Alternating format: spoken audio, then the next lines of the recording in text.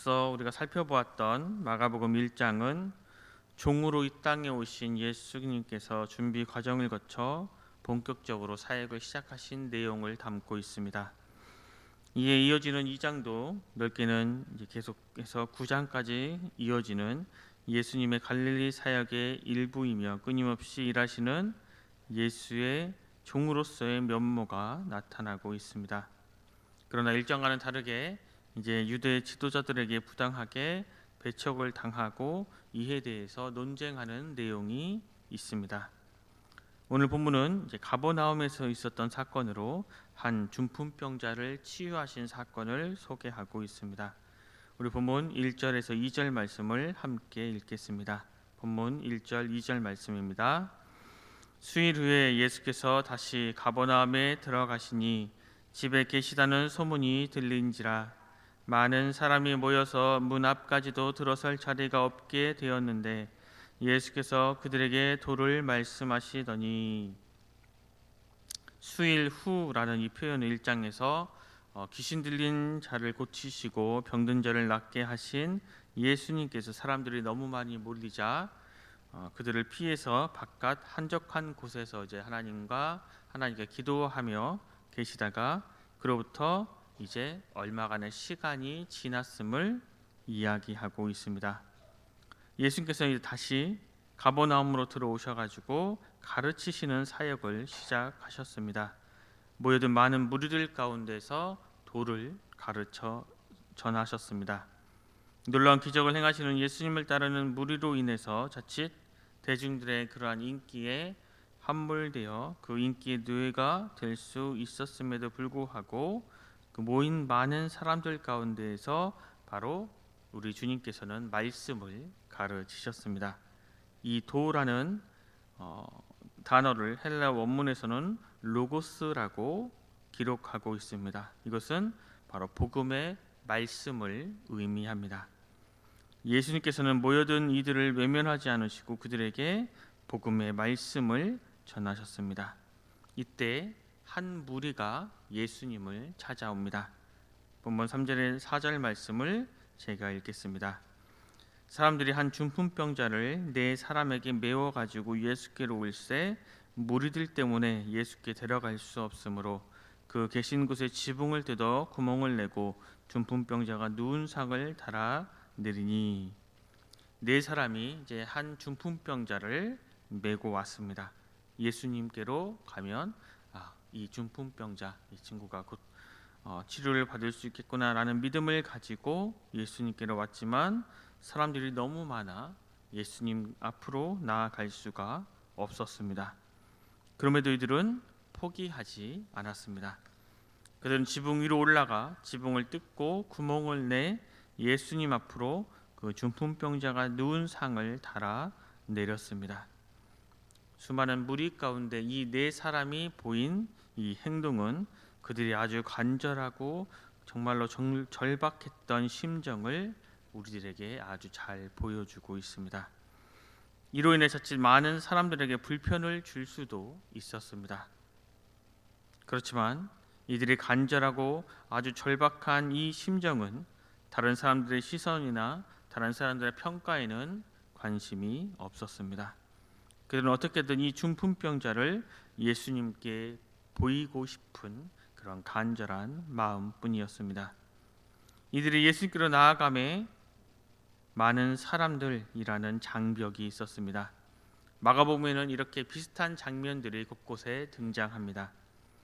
예수님께로 나아가려고 하였지만 그들을 가로막는 장벽이 있었습니다. 해당 장 야이로에게는 딸의 죽음이라는 장벽, 혈류증을 앓고 있던 여인에게는 사회적 냉대와 부끄러움이라는 장벽, 맹인 바도메오도 마찬가지로 그를 가로막았던 수많은 사람들이라는 장벽이 예수님께로 나아감을 방해했습니다.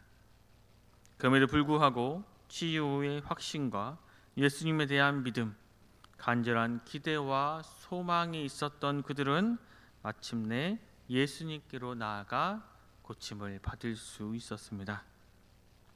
눈앞에 나타난 중풍병자와 그를 달아내린 그 사람들을 보시면서 예수님께서는 이렇게 말씀하셨습니다. 예수께서 그들의 믿음을 보시고 중풍병자에게 이르시되 작은 자야 내 죄 사함을 받았느니라 하시니, 예수님께서는 그들의 행동을 정죄하지 않으셨습니다. 도리어 그들의 행동을 믿음으로 보셨습니다.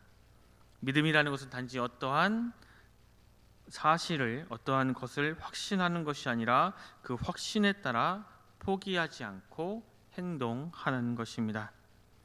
이러한 행동 과정에서 장애물이 있을지라도 그것을 굴복하는 것이 아니라 그것을 극복하는 것입니다. 자신들을 가로막는 장벽을 넘어서 어떻게든 예수님 앞으로 나아가기만 한다면 모든 것이 다 잘 될 것이다 라는 이 믿음을 예수님께서는 칭찬하셨습니다. 만약 이들이 예수님 앞으로 나아가는 것이 너무나 힘들고 어려운 일이라며 포기해 버렸거나 이건 내 일이 아니라며 모른 척 하였다면 기적은 결코 일어날 수 없었을 것입니다. 하지만 그들의 절박함과 그들의 의지, 그들의 소망은 더 강렬하였습니다. 그리고 예수님께서는 이런 그들의 믿음을 보시고 내 죄 사함을 받았느니라 라고 말씀하셨습니다. 이 죄 사함의 선포는 예수 그리스도의 하나님 나라 사역에 있어서 예수님께 죄 사함의 권세가 있다라는 것을 보여주고 있는 것입니다. 죄의 문제의 해결, 이것은 예수님께서 이 땅 가운데 오신 아주 중요한 이유입니다. 그러나 예수님을 자신들의 자리를 위협하는 존재로 여겼던 서기관들은 다음과 같이 생각했습니다. 본문 6절 7절 말씀을 제가 읽겠습니다. 어떤 서기관들이 거기 앉아서 마음에 생각하기를 이 사람이 어찌 이렇게 말하는가, 신성모독이로다. 오직 하나님 한 분 외에는 누가 능히 죄를 사하겠느냐. 서기관들은 예수님께서 신성모독을 하고 있다고 생각했습니다. 이 신성모독으로 번역된 헬라어 원문은 블라스페메이입니다. 이 단어는 두 가지 의미로 사용되는데, 먼저 하나님의 이름이 회방을 받거나 모독되었을 때, 그리고 하나님께 돌려져야 할 영광이 사람에게 돌려지거나 우상에게 돌려지게 되었을 때입니다. 서기관은 예수님께서 내 죄 사함을 받았느니라 라는 이 말씀에 대하여 인간이 어떻게 죄 사함에 대해서 선언할 수 있느냐 비판하고 있는 것입니다. 죄 사함의 선언은 오직 하나님만이 할 수 있는 것인데, 그러한 선언을 하는 자는 자신을 하나님처럼 높임으로써 하나님을 모독한다라고 생각하는 것입니다. 예수께서는 이러한 생각을 하시고 그들에게 질문하셨습니다. 그들이 속으로 이렇게 생각하는 줄을 예수께서 곧 중심에 아시고 이르시되 어찌하여 이것을 내 마음에 생각하느냐. 중풍병자에게 내 죄 사함을 받았느니라 하는 말과 일어나 내 상을 가지고 걸어가라 하는 말 중에서 어느 것이 쉽겠느냐. 예수님께서는 지금 병의 치유를 죄 사함의 표적으로 사용하고 계십니다. 병이 치유를 받았다고 해서 죄가 용서되는 것은 아니지만 예수님께서는 자신이 죄 사함의 권세를 가지고 있다라는 것을 알게 하시려고 병을 치유하는 표적을 사용하실 수 있었습니다. 죄 사함의 선언은 당장 그 효력을 검증할 수 없지만 중풍병자에게 일어나 내 상을 가지고 걸어가라 라고 명하는 것은 당장 많은 사람들 앞에서 그 효력이 검증되기 때문에 말하기가 쉽지 않습니다. 그렇기 때문에 예수님께서는 중풍병자에게 일어나 걸어가라 말하고 그것이 정말로 이루어진다면 이것은 죄사함의 선언도 동시에 이루어졌다는 표적이라고 할 수 있습니다. 10절에서 12절 말씀을 또 제가 읽겠습니다. 그러나 인자가 땅에서 죄를 사하는 권세가 있는 줄을 너희로 알게 하려 하노라 하시고 중풍병자에게 말씀하시되 내가 내게 이르노니 일어나 내 상을 가지고 집으로 가라 하시니 그가 일어나 곧 상을 가지고 모든 사람 앞에서 나가거늘 그들이 다 놀라 하나님께 영광을 돌리며 이르되 우리가 이런 일을 도무지 보지 못하였다 하더라. 예수님의 죄 사함의 선언이 정당화되려면, 그것이 정말로 이루어졌다라고 하려면 예수님께서 하나님과 같은 분이시거나 이 하나님으로부터 죄 사함의 권세를 받은 분이어야만 합니다. 예수님께서는 자신을 인자라고 칭하시며 선지서를 통해 예언된 인자 같은 이가 바로 자신임을 말씀하고 계십니다. 다니엘서에 보면 내가 또 한 밤 환상 중에 보니 인자 같은 이가 하늘 구름을 타고 와서 옛적부터 항상 계신 이에게 나아가 그 앞으로 인도됨에 그에게 권세와 영광과 나라를 주고 모든 백성과 나라들과 다른 언어를 말하는 모든 자들이 그를 섬기게 하였으니 그의 권세는 소멸되지 아니하는 영원한 권세요 그의 나라는 멸망하지 아니할 것이니라. 이 신적인 존재는 하나님으로부터 권세를 받는데 예수님께서는 그 권세에 죄 사함의 권세가 있다라고 말씀하고 계십니다.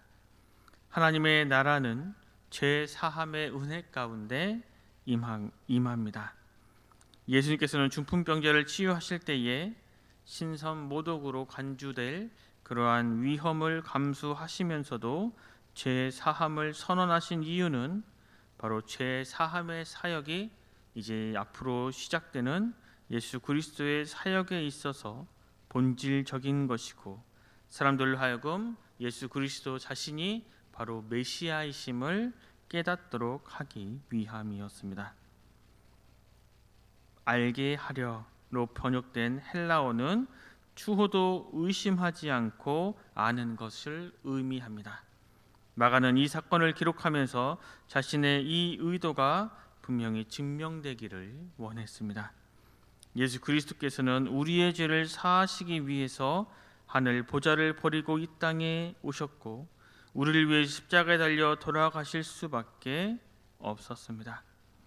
그래서 본문에 중풍병자를 향한 죄 사함의 이 선언은, 이 선포는 온 인류를 향한 죄 사함의 선포의 예시가 되는 것입니다.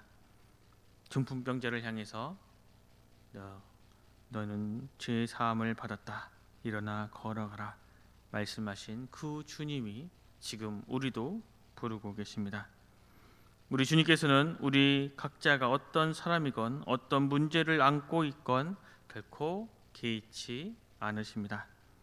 그저 우리가 주님의 따스한 품 안에 머물기를 기대하고 계십니다. 그 부르심의 은혜, 우리 예수 그리스도의 그 부르심의 은혜에 합당하게 나아가시기를 바랍니다. 그러면 누구든지 주님의 따스한 품 안에 거하는 세상이 줄 수 없는 참 평안함을 누릴 수 있습니다. 이러한 주님을 힘입어 힘이신 여호와 하나님을 의지하며 날마다 하나님의 말씀으로 살아가는 이 세상에서 하나님의 나라를 세워가는 우리 모든 성도님들 되시길 간절히 소망합니다. 기도하겠습니다. 하나님, 오늘도 우리에게 새로운 하나를 주셔서 주님의 말씀을 듣고 묵상하며 하루를 시작하게 하시니 감사합니다. 주님, 아무런 소망 없이 죽을 수밖에 없는 우리를 위해 예수님을 이 땅 가운데 보내주심에 감사합니다. 오직 예수 그리스도를 통해서만 구원받을 수 있다는 사실을 다시 한번 기억하며 감사함으로 살아가게 하여 주시옵소서. 주님의 부르심 앞에 가난한 심령으로 나아감을 통해 위로하시는 손길을 경험하게 하여 주시고 어떠한 장벽이 우리 앞을 가로막을지라도 우리의 능력이요 우리의 힘이요 우리의 모든 것 대신 여호와 하나님만을 의지하며 나아갈 수 있도록 주여 함께하여 주시옵소서. 모든 것 감사드리며 귀하신 예수 그리스도 이름으로 간절히 기도드립니다. 아멘.